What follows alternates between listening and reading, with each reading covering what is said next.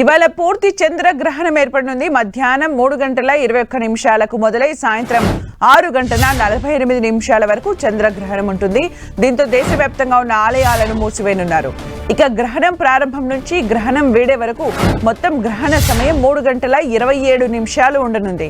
ఇవాళ చంద్రగ్రహణం సింహ, కర్కాటక, మకర, కుంభరాశులకు చెందిన వారిపై ప్రభావం ఎక్కువగా ఉంటుందని పండితులు చెబుతున్నారు. దీంతో ఈ రాశుల వారు బయటకు రాకూడదని పండితులు చెబుతున్నారు.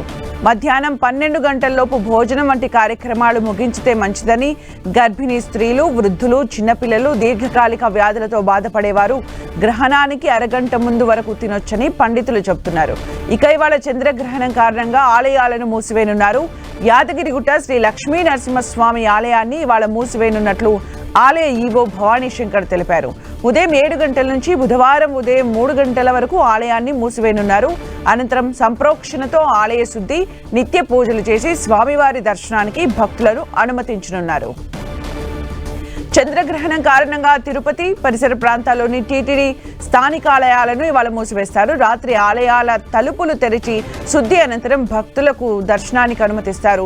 తిరుచానూరులోని శ్రీ పద్మావతి అమ్మవారి ఆలయం, శ్రీ సూర్యనారాయణ స్వామి ఆలయం, శ్రీ శ్రీనివాస ఆలయాలను మంగళవారం ఉదయం 9 గంటలకు మూసివేస్తారు. రాత్రి 7:30 తలుపులు తెరుస్తారు. శుద్ధి, పుణ్యాహవచనం, ఇతర కైంకర్యాల అనంతరం సర్వదర్శనానికి అనుమతిస్తారు.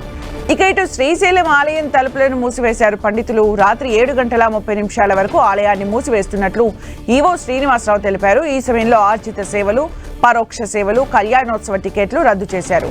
గ్రహణం ముగిసిన తర్వాత ఆలయ శుద్ధి, సంప్రోక్షణ అనంతరం రాత్రి 9 నుంచి 10:30 వరకు భక్తులకు దర్శనం కల్పిస్తారు.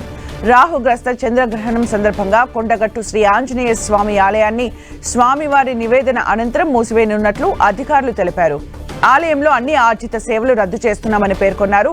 చంద్రగ్రహణం అనంతరం రాత్రి 7 గంటలకు పుణ్యాహవచనం, సంప్రోక్షణ, తిరుమంజనం, ఆరాధన నిర్వహించి స్వామివారి సర్వదర్శనం, ఆర్జిత సేవలు యథావిధిగా ప్రారంభిస్తామని వివరించారు.